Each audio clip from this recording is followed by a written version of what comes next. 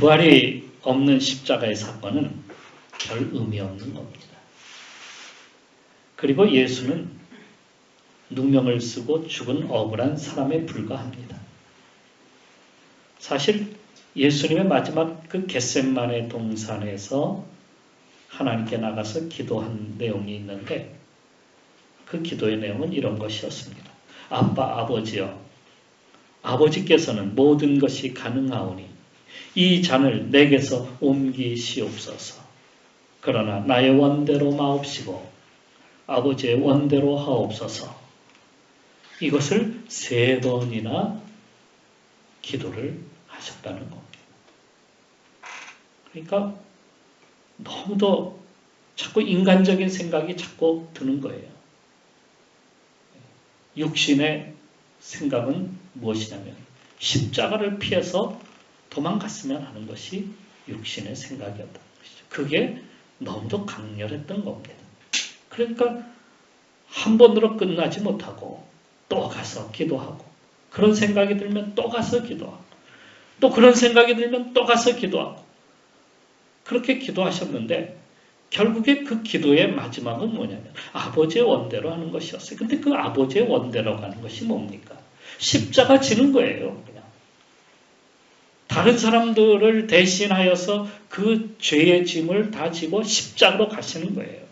그러니까 백성들의 죄를 뒤집어 쓰고 고난의 십자가를 지는 것 그리고 죽음으로 가는 것 그게 아버지의 원대로.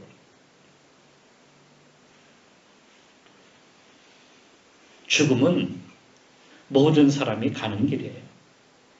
세상에서 아무리 의로운 그러한 삶을 살았다 할지라도 결국에 죽으면 똑같은 거예요. 똑같은 길을 다 가는 거예요. 뭐 부자로 살아도 똑같이 가고 가난하게 살아도 똑같이 가고 다 똑같이 죽는 거예요. 왜냐하면 죄 때문이죠. 죄로 말미암아서 인간은 영원한 영생의 길을 찾지 못하고 죽음으로 갈 수밖에 없는 마치 죄의 형벌이 사람들에게 다 그렇게 옮겨온 겁니다. 그래서 죽는 것은 절망하는 것이고 인생에서의 성공이 아니라 그것은 실패예요. 인생은 실패하는 거예요. 성공하는 인생이 아니라고. 그러니까 인간이 아무리 멋지게 살아도 마지막은 성공적인 삶이 아니다는 거예요. 그냥 다 죽어버리니까. 성공적인 삶을 살려면 어떻게 되는 거예요? 살아나야 돼. 구원을 받아야 돼. 거기에서, 그 죄에서 구원을 받아서 다른 삶을 살아야 돼. 그래야 그게 성공적인 거죠. 그래서 예수께서 십자가에 달리셨을 때에 대제사장들이 그리고 그 종교 지도자들이 뭐라고 이야기했는지 아십니까? 이렇게 얘기했어요. 그가 남을 구원하였으되 자기는 구원할 수 없도다. 그건 뭐예요? 당신은 실패한 인생이야. 이 얘기예요. 당신은 실패했어. 끝났어. 끝났어. 그런 거예요. 끝났어. 통일교의 문선명은 예수는 실패한 그리스도라. 이렇게 이야기했어요. 제가 중학교 1학년 때 저희 삼촌 집에 잠깐 간 일이 있었는데 할머니가 거기 계시기 때문에 할머니한테 갔어요. 근데 그 삼촌이 통일교를 믿고 있었어요. 근데 거기 갔더니 명절이었는데 추석 때였는데 사진이 문선명 사진을 딱 걸어놓고 거기다가 그러니까 뭐 제사상을 갖다 딱 차려놨어요. 그리고 거기다가 술을 따르고 막 하면서 똑같이 해요. 하는데 나중에 뭐라고 하냐면 예수가 실패했다는 거예요. 그럼 문선명이는 구세주라는 거예요. 다시 오신 구세주. 그래서 이게 무슨 소린가 중학교 1학년 때. 중학교 1학년이지만 이건 아니다. 그런 생각이 들었던 적이 있었습니다. 근데 그렇게 이야기를 해요. 예수는 실패했다는 거예요. 왜? 죽었으니까. 십자가에 못 박혀 죽어버린 거예요. 그게 실패했다는 거예요. 그렇게 생각하는 사람들이 너무도 많아요. 6월절이 지나고 예루살렘에서 엠마오로 가며 이야기를 나누던 두 사람이 있었습니다. 그들도 그런 생각이었어요. 그들 가운데 한 나그네가 지나가다가 대화에 끼어들게 되었어요. 두 사람의 말을 들으니까 예수가 정말 훌륭한 선지자로서 그가 나라를 갖다가 회복시켜 줄 것을 믿고 그를 따라다녔는데 대제사장과 관리들이 예수에게 누명을 씌워가지고 그를 십자가에 못 박아 죽게 했다는 겁니다. 그런데 그렇게 된 지가 벌써 사흘이나 지났다는 거예요. 그러면서 하는 말이 그런데 말입니다. 그가요 무덤에서 살아났다고 전해주는 천사를 만났다는 여자도 있다고 해서 제자들도 무덤에 가보았다고 하는데요. 글쎄 정말 그 시체가 죽었다가 다시 살아날 수 있을까요? 이렇게 이야기를 하는 거였어요. 그러면서 그들은 깊은 절망의 한숨을 내쉬는 거였어요. 아휴, 그렇지. 인생이 불쌍하게 죽은 거예요. 예수에 대하여 그렇게 얘기하면 참 불쌍하게 죽었어요. 안타까워요. 그리고는 그들이 가고자 하는 길을 계속 걸어갔어요. 그들은 예루살렘에서 20리 떨어져 있는 한 8km 정도 되는 곳이죠. 엠마오라고 하는 마을로 가고 있었습니다. 그들이 엠마오로 가는 이유는 단 한 가지. 예수가 세상을 바꿀 줄 알았는데 오히려 십자가에 달려 죽었고 죽은 지 이미 사흘이 지났지만 어떠한 일도 일어나지 않았고 일어날 가능성도 없기에 이제는 다 접고 이제는 다 포기하고 고향으로 다시 돌아간다는 그런 이야기예요.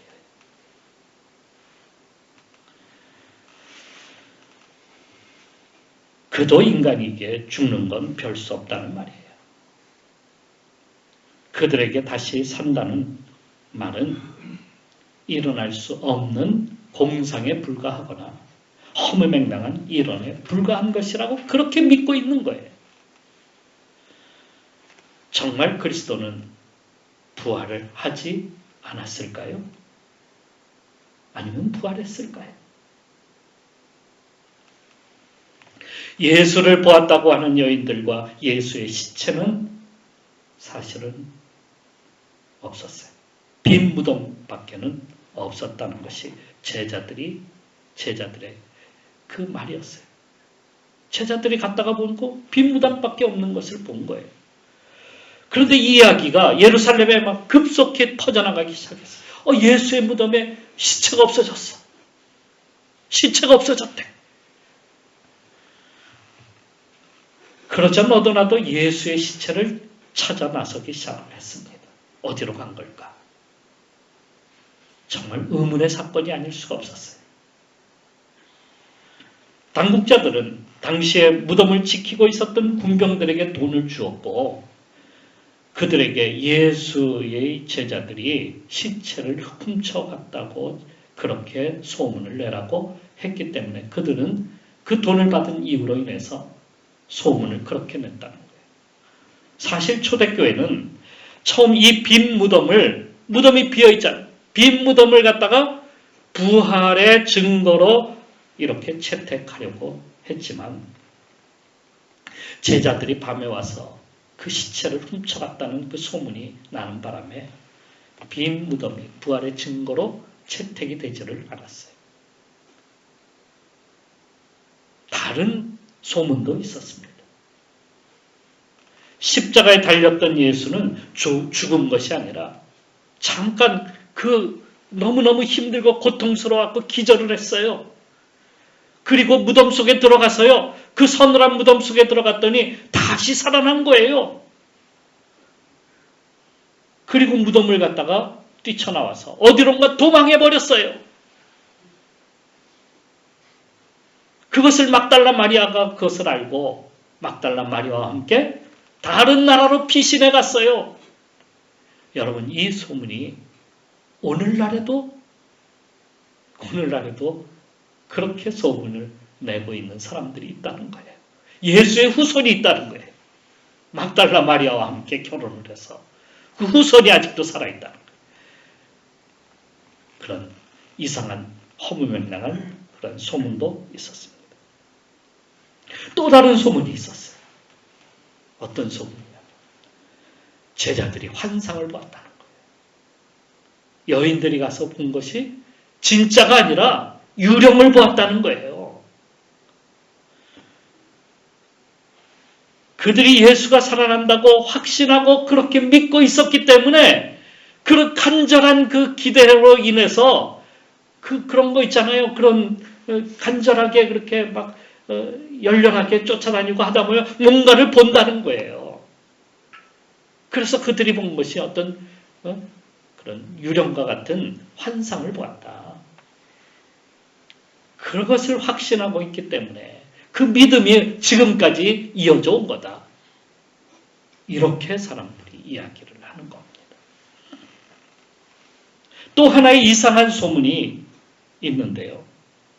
그것은 여인들이 예수의 시체가 있던 무덤을 갖다가 착각을 했다는 거예요. 그러니까 전에 아리마대 요셉과 같이 갔으면은 아리마대 요셉이 자기 무덤이 어딘지 분명히 알지만은 그러나 이 여인들은 거기에 무덤들이 다른 무덤들이 다 여러 개 있었기 때문에 예수의 무덤이 아닌 다른 무덤에 가고 빈 무덤에 가서 보았다는 거예요.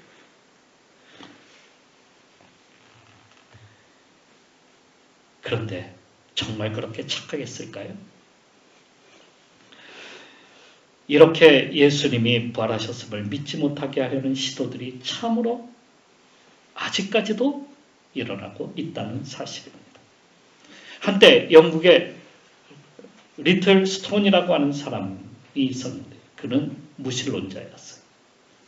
그가 무신론을 주장하려고 자꾸 무신론에 대해서 하나님이 없다, 예수는 가짜다, 뭐 이렇게 주장을 하려고 하는데 꼭 걸리는 문제가 있다는 거예요. 두 가지 있었어요. 그 걸리는 문제가 두 가지가 있었는데 그 첫 번째는 뭐냐면 예수가 정말 부활했느냐 하는 것이고 두 번째는 사도 바울이 회심을 한 사건. 어떻게 그런 학자가 회심을 했을까 하는 그러한 두 가지가 이 사람에게 항상 걸렸다. 그래서 이 두 가지 사실을 갖다가 반증하기 위해서 근거를 들어야 될 거 아니에요. 그래서 그 성경을 보고 또 책들을 보면서 연구를 해보았는데 결국에 이 사람이 이런 결론에 도달했어요. 나도 더 이상 이에 대해 반증할 수 없습니다. 죄인임을 잊고 살았음을 깨닫게 되었습니다. 그리고 어쩔 수 없이 그 예수님을 나의 구주로 영접할 수밖에 없었습니다. 이렇게 고백을 했어요. 아무리 찾아보아도 예수님의 부활이 진실일 수밖에 없었던 겁니다. 예수님이 부활하셨음을 보여주는 증거가 참으로 너무도 많았어요. 그 중에 몇 가지만 이야기해 보려고 합니다. 먼저는 성경의 근거입니다. 안식구 첫날 막달라 마리아와 다른 마리아가 무덤에 갔을 때에 무덤에 돌이 옮겨졌고 예수의 시체는 사라진 것을 보았는데 그때 막달라 마리아에게 부활하신 예수님이 나타나서 부활하셨음을 보여주셨어요. 그 후로 제자들이 숨어있는 곳에 예수님이 나타나셔서 부활하신 주님이 그들에게 친히 평안할지어다 하고 말씀을 하셨던 것을 제자들은 보았어요. 또 그리고 그때에 도마가 없었는데 그 제자 도마가 뭐라고 이야기했냐면 나는 직접 그분을 만져보지 않고서는 그분의 손과 그분의 발을 만져보지 않고서는 나는 믿지 못하겠노라. 이렇게 말을 했던 겁니다. 그런데 그때에 주님께서 거기에 또 오셨어요. 그래서 도마에게 말씀하시기를 내 손과 발에 손을 넣어보라. 그리고 내 옆구리에 손을 넣어보라. 그리고 믿지 못하는 자가 되지 말고 믿는 자가 되라. 이렇게 말씀을 하셨습니다. 그때에 도마가 그 의심했던 도마도 예수님을 만나고 난 다음에 정말 주는 그리스도시여 살아계신 하나님이십니다. 이렇게 고백을 했던 겁니다. 고린도전서 15장의 말씀에 의하면은 바울이 거기에 이런 말씀을 쓰고 있어요. 내가 받은 것을 먼저 너희에게 전하였노니 이는 성경대로 그리스도께서 우리 죄를 위하여 죽으시고 장사 지낸 바 되었다가 성경대로 사흘 만에 다시 살아나사 게바 베드로예요. 베드로에게 보이시고 후에 12 제자에게와 그 후에 500여 명의 형제들에게 일시에 보이셨나니 500명의 형제들에게 일시에 그들에게 어떤 사람만 특별히 보고 어떤 사람만 본 게 아니라 모두가 보았다. 그 중에 지금까지 대다수는 살아있고 어떤 사람은 잠들었으며 그 후에 야고보에게 보이셨으며 그 후에 모든 사도에게와 맨 나중에 만삭되지 못하여 난 자와 같은 내게도 보이셨느니라. 누구예요? 바울에게도 보이셨다. 부활하신 예수님을 만난 제자들과 사람들이 많았음을 이렇게 보여주고 있습니다. 그러니까 부활하셨다라고 하는 것을 한 사람, 몇 사람만이 이렇게 한 것이 아니라 많은 사람이 보았다는 거예요. 이외에 여러 말씀에서 예수님이 부활하셨음을 증거하고 있죠. 다음으로 제자들의 증거입니다. 제자들은 예수 부활의 날을 기념하고 알리기 위해서 부활절 날 예배를 드렸어요. 부활절은 언제냐면 안식 후 첫날이었어요. 안식일이 지난 다음 날. 안식일은 토요일에 금요일 저녁부터 토요일까지 이렇게 안식일을 보내요. 그런데 안식 후 첫날은 언제냐면 주일이에요. 우리는 언제 예배 드려요? 주일에. 안식교에서는 토요일날 예배 드리더라고요. 토요일날 예배 드리는 것은 주님의 부활을 갖다가 말하고자 하는 게 아니에요. 주일날 드리는 것은 주님이 부활하셨음을 나타내는 증거하는 그러한 날이에요. 그래서 그날 모여서 하나님께 영광 돌리고 예배했어요. 예수님을 찬양했어요. 그게 주일입니다. 이보다 더 큰 증거가 어디 있습니까? 그렇지 않습니까? 초대교회의 시작이 바로 예수님의 부활과 함께 시작한 거예요. 부활이 없으면 초대교회가 일어날 수가 없어요. 그러니까 초대교회가 폭발적으로 막 엄청난 숫자가 막 처음에 3,000명이 회개하고 주님 앞으로 돌아오잖아요. 왜? 부활의 역사를 보았으니까. 그 다음에 1만 명으로 교회가 늘었어요. 그 다음에 3만 명으로 교회가 늘었어요. 예루살렘 교회가 말입니다. 엄청난 수가 막 사람들이 다 예루살렘 성전으로 와가지고 같이 주일날 예배드리고 그렇게 시작을 했어요. 그게 교회의 시작이에요. 교회가 왜 시작했느냐? 바로 부활하신 주님을 기념하기 위해서 주일날 그렇게 모였던 겁니다. 여러분, 오늘 우리가 주일날 왜 모이는 거예요?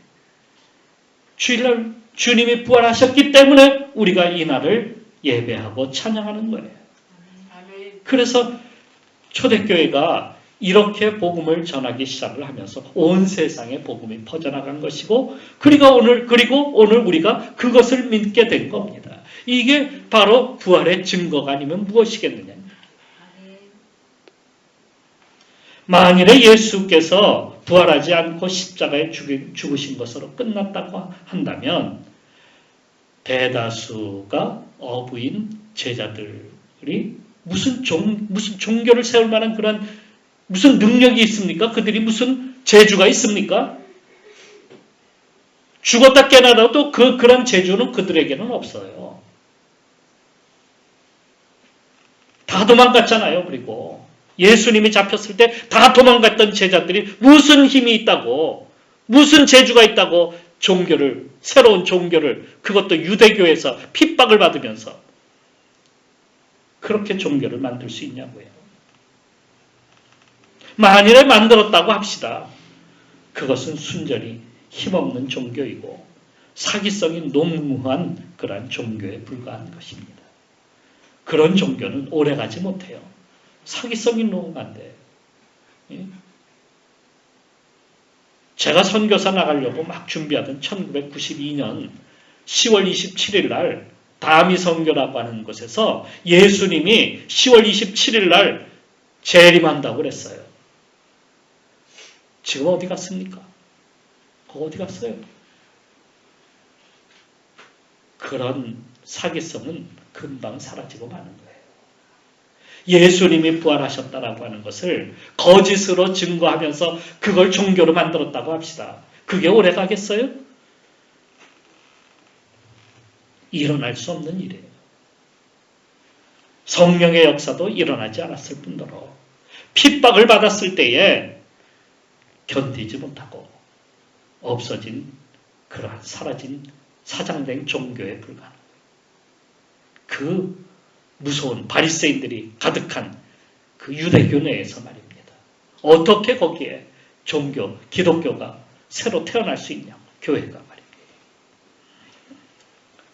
거기다 이 부활의 증거를 갖다가 남기기 위해서 사람들이 부활하셨다는 것을 입에서 입으로 전달을 하다가 야 이렇게 해서는 안 되겠다. 우리가 이것을 전하기 위해서는 적어야 되겠다.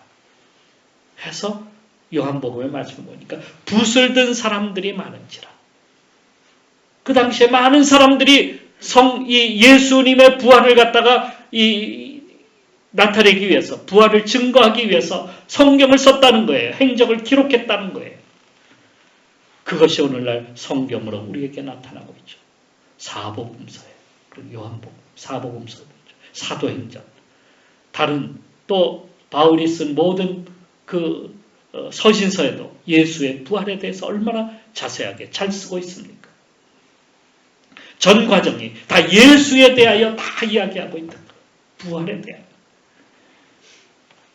그러기에 부활이 허무맹랑한 사건이 아니었어요. 허무맹랑한 그러한 일이 아니에요. 살아있고 생생한 하나님의 능력으로 나타난 일이었어요. 그런 후에 제자들은 초대교회에서 사도라 칭하게 되었고요. 그들은 부활의 증인이 되어서요. 나가서 복음을 전하는데요. 담대하게 그것도 목숨을 내놓고요. 순교하기까지 나가서 복음을 전했다는 사실에 대부분 사도들이 나가서 다 순교했어요. 그 의심 많았던 도마조차도 저 인도에 가서 창에 찔려 죽으면서 복음을 전했던 겁니다. 그런데 부활이 가짜라고요. 부활하지 않으셨다면 그들이 목숨 바쳐서 증인의 삶을 살 필요가 없었어요. 그렇게 증거하는 것이 얼마나 헛되고 얼마나 공허한 일입니까? 그런데도 목숨을 내놓아요? 자기의 이익을 위해서 아마 떠났을 것인지도 모르고 사람들이 붓을 든 것도 소설을 쓰기 위해서 그렇게 했다고 볼 수도 없다는 것이죠. 그러니까 부활은 정말 일어난 사건입니다.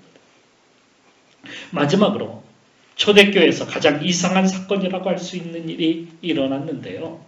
그 사건이 어떤 사건이냐면 사울이라고 하는 청년, 그 사울이라고 하는 바리새인 젊은 학자인데 그가 회심한 사건이에요. 그건 대단한 일이었어요. 그는 학문의 그 도시였던 다소에서 자라서 당대의 가장 위대한 학자라고 하는 가말리엘이라고 하는 그러한 랍비에게 와서 수학을 하면서 공부하면서 위대한 학자로 자라났습니다. 예루살렘에서는 그를 따를 자가 없었어요. 그를 견줄 자가 없었어요. 그래서 성경이 사울과 또 그리고 스데반의 이야기를 쓰는 것은 그만큼 그 사울이 대단한 학자임을 갖다가 보여주는 일이었어요. 그는 새로 탄생한 기독교의 도전으로부터 유대교를 지켜낼 그러한 손꼽는 학자 중에 학자였습니다. 그런 그가 어느 날 예수 믿는 사람들을 해하고자 다메섹이라고 하는 곳으로 갔다가 부활하신 예수를 거기서 만나게 되었던 겁니다. 하늘에서 빛과 어떤 큰 음성이 그에게 들려왔어요. 그 음성이 부활하신 예수 그리스도의 음성이었습니다. 사울아, 사울아 라고 부르는 그러한 음성이었어요. 그는 그 소리에 그만 말을 타고 가다가 말에서 떨어지고 말았어요. 그 일 이후로 회심하여서 그는 그리스도인이 되었어요. 그리고 그는 전도자로 살게 됩니다. 그리고 학자로서 아시아와 유럽과 로마에 이르기까지 복음을 전하는 그러한 위대한 선교사가 되었어요. 그는 13권의 편지 형식의 그러한 성경에 우리 말씀에서 기록하고 있습니다. 그가 쓴 말씀은 모두가 부활하신 예수 그리스도에 대하여 쓴 겁니다. 그리고 그는 마지막까지 그 부활하신 예수 그리스도를 담고 또 그 안에 채우기 위해서 달려간다고 그렇게 말을 합니다. 부활하신 예수 그리스도를 얻기 위해서, 그분을 담기 위해서 따라가는 것. 그게 부활이 아니고 무엇이겠습니까? 본문의 말씀으로 다시 돌아가 봅시다. 엠마오라고 하는 마을로 가는 두 제자. 그 대화에 끼었던 그 나그네는 부활하신 예수님이셨습니다.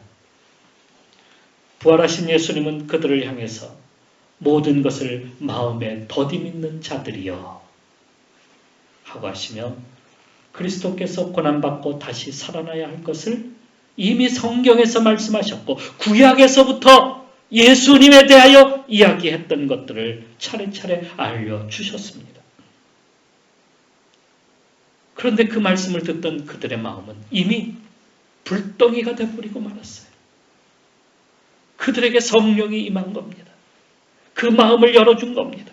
그들이 집에 도달해서 함께 머물기를 간청하여서 식사를 함께 할 때에 주님께서는 드디어 떡을 떼셔서 그들에게 나눠주시는데 그때에 그들의 눈이 번쩍 주님, 우리가 지금까지 잘못 알았습니다. 부활하신 주님이십니다. 깨닫고 그들이 일어나서 예루살렘으로 달려갔다라고 성경은 말씀하고 있습니다. 그리고 부활하신 주님을 제자들에게 알리고 온 세상에 알렸습니다.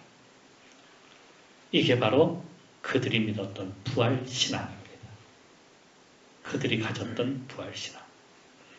아브라함은 아들 이삭을 모리아산 제단에 바치라는 하나님의 음성을 듣고 고민하기 시작합니다.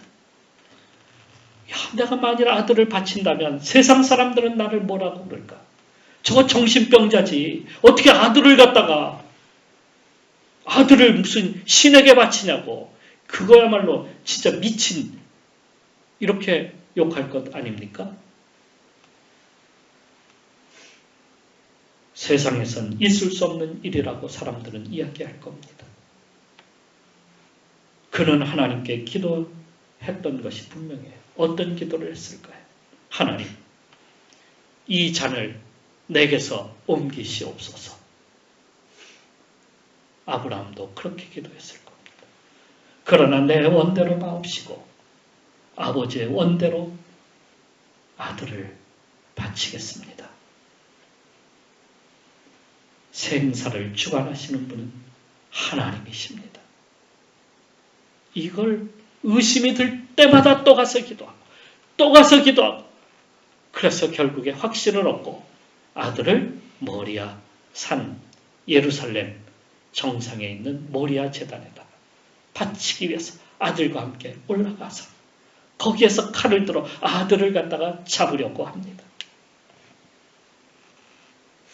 여러분, 아브라함이 어떤 마음으로 했을까요? 성경에 그렇게 쓰고 있어요. 히브리서에서. 그가 하나님의 능히 이삭을 죽은 자 가운데서 다시 살리실 줄을 생각한지라. 부활신앙을 가졌다는 겁니까? 안 가졌다는 겁니까? 하나님께서 다시 살리실 거야. 부활신앙이. 세상의 바람대로 하지 않냐고 하나님의 뜻에 순종한 결과 하나님은 제단에 이삭을 바치는 순간 아브라함을 부르시면서 말씀하십니다. 관둬라. 됐다. 내가 받았다. 다른 재물을 준비하셨어요. 그리고 아들 이삭을 아브라함에게 돌려주셨습니다. 아브라함은 이후에 믿음의 조상이 되었어요. 이게 믿음이에요. 이러한 믿음을 갖는 거예요. 주님께서는 죽으셨다가 다시 살아나셨습니다. 그것을 믿는 거예요. 더디 믿는 자들에게 주님께서 오늘 그렇게 말씀하셨어요. 모든 것을 마음에 더디 믿는 자들이요. 오늘 우리에게 그것을 믿으라 하십니다. 세상은 할 수 없지만 하나님은 능히 하실 수 있는 분이십니다. 인간의 생사화복은 누가 주관하시냐면 하나님께서 주관하십니다. 하나님이 주인이십니다. 하나님이 모든 것을 하십니다. 그것을 믿는 거예요. 하나님은 온 인류의 죄를 지고 십자가에 달려 죽으신 예수를 죽음 가운데서 일으켜서 죽음을 이기게 하시고 온 인류가 이제는 죽음이 아닌 멸망이 아닌 실패가 아닌 생명의 길, 구원의 길, 성공의 길을 가도록 주님께서 이렇게 우리에게 역사해 주셨습니다. 이제부터 우리는 부활의 주님과 함께 죄로 인하여 멸망받는 것이 아니라 다시 일어나는 겁니다. 성공하는 겁니다. 승리하는 겁니다. 어떤 고난이 와도, 어떤 핍박이 와도, 어떤 아픔이 와도, 어떤 슬픔이 와도 여러분 다시 일어나는 겁니다. 이게 부활신앙입니다. 주님께서 하십니다. 주님께서 함께 하십니다. 주님께서 우리와 영원히 함께 하시겠다 약속하시는 것이 부활신앙입니다. 오늘 믿고 의지하여 부활의 주님과 함께 이 시대를 살아가는 성도들이 되시기를 축원합니다. 기도하겠습니다. 1949년 중국은 완전히 공산화되었어요. 중공이 되었습니다. 중국이 공산화되자 중국에서 활동하던 선교사들이 다 추방이 되었어요. 선교사들은 떠나는 배를 타고 이 핍박받는 중국 교회를 걱정하면서 이제는 중국이 끝났구나. 이제는 중국도 다 이제는 사라지겠구나. 믿는 자들은 이제 다 없어지겠구나. 슬퍼하며 안타까워했습니다. 그런데 1980년 중국이 개방되었는데요. 그때 보니 교회가 아직도 살아서 있는 겁니다. 살아있는 것 정도가 아니라 더 놀라운 것은 엄청난 수가 하나님을 믿고 있었다는 거예요. 당시에 600만 이상의 성도들이 하나님을 믿고 있었어요. 더 놀라운 것은 몇 해 전에 2,800만 명이라고 발표를 했었는데요. 지하교회까지 합하면 1억 명이 넘는 숫자라고 합니다. 지하교회 교인들이 더 많아요. 2000년을 경계로 해서 우리나라에서는 기독교가 점점 약화돼 가고 있는 반면에 중국에서는요. 부흥운동이 크게 도시로 번져나가고 폭발적으로 증가하기 시작을 했습니다. 이에 두려움을 느낀 시진핑이 교회 십자가를 없애는 작업을 시작하게 되죠. 선교사들을 모두 쫓아냅니다. 숫자는 분명히 교회 숫자가 다 사라지고 말았어요. 교회가 다 사라졌어요. 그런데 여러분, 끝난 것일까요? 앞으로 2030년이 되면 중국의 교인 숫자는 3억 명 이상이 될 것이라고 사람들은 내다보고 있습니다. 그것은 북한도 마찬가지입니다. 지금은 보이지 않지만 개방되는 그 순간에 엄청난 그리스도인들이 우리에게 나타날 겁니다. 이것이 예수님의 부활의 증거가 아니겠습니까? 우리도 믿고 소망하며 날마다 부활의 능력으로 신앙으로 다시 살아나고 다시 일어나서